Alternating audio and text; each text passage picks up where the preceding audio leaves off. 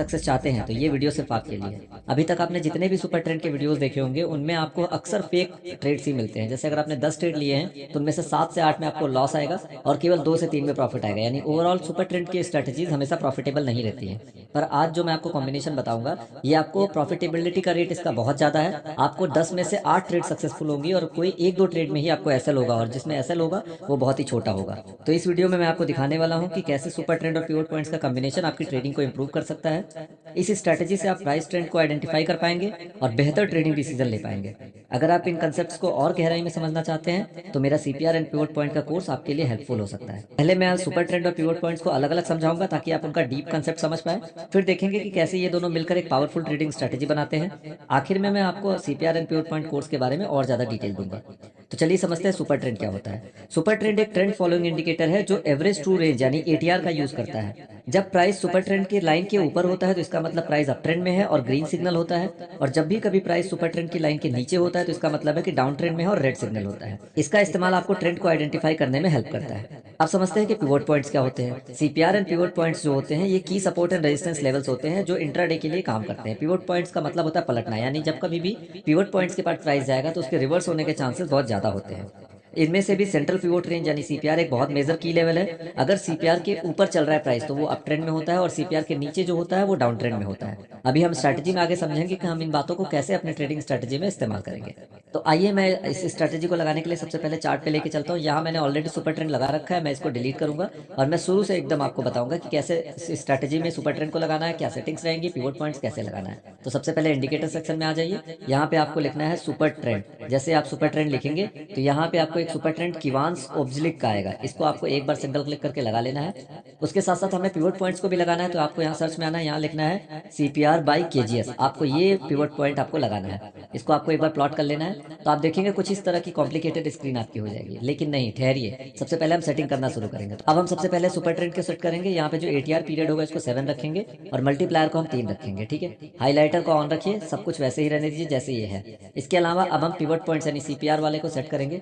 इसमें देखिए आप सबसे पहले tomorrow pivot, weekly pivot, monthly pivot, previous month, previous week ये हटा दीजिए। सिर्फ आपको डेली पिवट्स रखना है और प्रीवियस डे हाई लो रखना है, ये दोनों सेटिंग को रखना है, बाकी सबको बीच वालों को अनचेक कर देना है। अब स्टाइल में आइए, जो डेली पिवट आपका है वो बिल्कुल ऐसे ही रहने दीजिए। उसके साथ साथ आपको ये जितने भी R1 दिख रहे हैं इसके लाइन को पतला कर लीजिए ताकि आपका चार्ट बहुत क्लियर रहे, वरना आपका चार्ट क्लस्ट्रोफोबिक हो सकता है। जितने भी आर के आपको लाइनें हैं R1, R2, R3, R4, इनको आप थिकनेस को लो कर लीजिए। उसके साथ साथ S1 का भी आप क्या करिए, थिकनेस को एकदम लो कर लीजिए।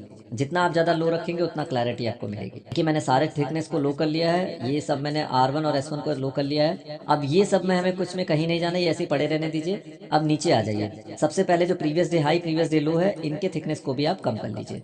जैसे आप इनके थिकनेस को कम करेंगे तो यहाँ पे आपको लेवल तो मिलेगा, उसके साथ आपको इनको थोड़ा सा आइडेंटिफाई करने के लिए ब्लैक कलर कर लेंगे। व्हाइट अगर बैकग्राउंड है और अगर ब्लैक बैकग्राउंड पे है तो इसको व्हाइट कर लीजिएगा। ये आपको दिख गया। अब इसके बाद आपको लास्ट में आना है, सबसे सेटिंग में लेबल्स को और वैल्यूज को हटा देना है। तो इस तरह से आपका इंडिकेटर चार्ट पे लग के तैयार हो जाएगा। आप देखिए कितना क्लीन एंड क्लियर है। अब आइए आगे इसमें समझते हैं कि कैसे हम इसमें बाई और सेल सिग्नल्स को देखेंगे, कब एंट्री करेंगे, कब एग्जिट करेंगे। तो सबसे पहले इस सेल सिग्नल को देखते हैं या इस बाई सिग्नल को देखते हैं, क्या ये वैलिडेटेड है कि नहीं है। अगर आप ध्यान से देखेंगे तो ये बाई सिग्नल पहली कैंडल पे आया, इसका हाई अगली कैंडल ने ब्रेक करने की कोशिश की, नहीं हो पाया, तीसरी कैंडल ने भी की, नहीं हो पाया, और उसके बाद सस्टेन नहीं किया और पिवोट के ऊपर नहीं जा पाया। तो आपको क्या ध्यान देना है, जब भी कभी बाई सिग्नल आएगा तो प्राइस जो होगा ये ब्लू डॉट्स के ऊपर होना चाहिए, तीनों ब्लू डॉट्स के। उसके साथ साथ आपका जो ये इसका लेटेस्ट आपका हाई लो है, जैसे यहाँ देखिए, यहाँ पे आप देखिए तो प्रीवियस डे आपका हाई था, उसको इसने ब्रीच नहीं किया। इस कैंडल ने, बहुत छोटी कैंडल थी, इसने ब्रीच नहीं किया।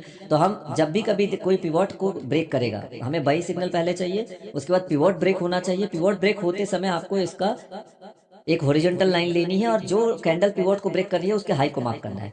अब जब इसका हाई टूटेगा तभी हमें बाई सिग्नल लेना है, वरना हमें बाई सिग्नल नहीं लेना है। अब क्या हुआ यहाँ पे, ये बाई सिग्नल यहाँ पे अगले ही कैंडल ने पिवोट को ब्रेक नहीं किया और नीचे आ गया, तो हमारा ये सिग्नल वैलिडेट नहीं रहा, हम यहाँ पे कोई भी ट्रेड नहीं लेंगे। आगे चलते हैं, एक सेल सिग्नल आया। सेल सिग्नल को हमको तब तक वैलिडेटेड नहीं मानना है जब तक कि सीपीआर के नीचे प्राइस ना आ जाए। तो हमें क्या करना है, जब सीपीआर के नीचे प्राइस आया तो जिस कैंडल ने ब्रीच किया है इस पिवोट लेवल को, उसके लो को मार्क करना है। जब उसका लो टूटेगा तब हमें ट्रेड लेनी है। क्या हुआ, कुछ देर के बाद आपको यहाँ पे दिखेगा ये वाली कैंडल ने इसका लो तोड़ा है। अब ये कैंडल ने जब लो तोड़ा तो 22,600 पे आप अपने ट्रेड लीजिए। आपके जो नियरेस्ट टारगेट होंगे वो ये होंगे, जितने भी आपके पिवोट्स लेवल यहाँ पे लाइनें डॉट्स बन के आ रही हैं ये आपके नियरेस्ट होंगे। तो आप देखिए आपको यहाँ पे तीनों चारों टारगेट्स यहाँ पे आराम से मिले हैं। इसके अलावा आप अपने स्टॉप लॉस को ट्रेल कर सकते हैं, या जब प्राइस दोबारा सुपर ट्रेंड का बई आ जाए तब आप एग्जिट कर सकते हैं। तो इस तरह से आपको मैंने एंट्री और एग्जिट रूल्स बता दिए हैं। आइए आपको कुछ एग्जांपल्स के साथ इनको देखते हैं। मैं फिलहाल 5 मिनट पे हूँ, आप इसे 3 मिनट पे भी सेम सेटिंग और सेम चीज़ों के साथ यूज़ कर सकते हैं। आप चाहे तो 1 मिनट पे भी इसको यूज़ कर सकते हैं, ये आपके ऊपर डिपेंड करता है कि किस टाइम फ्रेम में आप कंफर्टेबल हैं।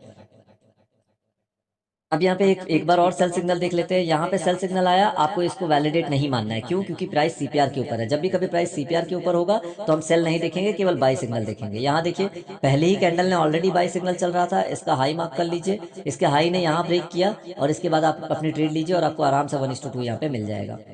नेक्स्ट वाले में देखते हैं, सीपीआर के ऊपर था, यहाँ बाई आया, क्या कोई मेजर लेवल टूटा? यहाँ देखिए जो लेटेस्ट स्विंग हाई था वो आपका ये था। जब यहाँ पे टूटा है तो आपको ट्रेड लेनी है, इसके लेटेस्ट स्विंग लो पे आपको स्टॉप लॉस रखना है और आपको अपना स्टॉप लॉस ट्रेल करते जाइए और शाम तक आराम से आप 400-300 पॉइंट बना के जाएंगे। तो ये सबसे सिंपल और सबसे आसान सुपर ट्रेंड की मॉडिफाइड स्ट्रैटेजी है। इसमें आपको एसएल कम मिलेंगे, टारगेट्स अच्छे मिलेंगे और आपको ये इसका सक्सेस रेट 80 to 90% है। लेकिन ध्यान रखना है, ट्रेडिंग में हमेशा रिस्क होता है। स्टॉप लॉस का सही से इस्तेमाल करना और पोजीशन साइज को ठीक से मैनेज करना बहुत जरूरी है ताकि आपकी ट्रेडिंग सेफ रहे। ये ट्रेडिंग के बेसिक प्रिंसिपल है जिन्हें आपको हमेशा याद रखना चाहिए। तो चलिए आज मैंने आपको बताया कि कैसे सुपर ट्रेंड और पिवोट पॉइंट्स का कॉम्बिनेशन एक इफेक्टिव ट्रेडिंग स्ट्रेटेजी बनाता है। आप इस स्ट्रेटेजी को अपने ट्रेडिंग स्टाइल के हिसाब से कस्टमाइज भी कर सकते हैं।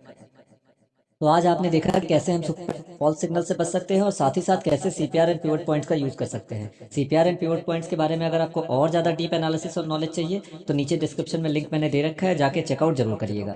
अगर आपको ये वीडियो पसंद आया है तो प्लीज़ वीडियो को लाइक करिएगा, चैनल को सब्सक्राइब करके रखिए ताकि ऐसे इन्फॉर्मेटिव कंटेंट आपको हमेशा मिलते रहे।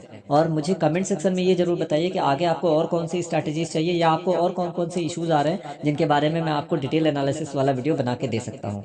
चलिए दोस्तों, उम्मीद करता हूँ वीडियो बहुत पसंद आया होगा। दोस्तों के साथ शेयर करिए, वीडियो को लाइक करिए। मैं मिलता हूं आपसे किसी और नई स्ट्रैटेजी के साथ ताकि एक नया इन्फॉर्मेटिव कंटेंट आप तक ला सकूं। तब तक के लिए जय हिंद, जय भारत, वंदे मातरम।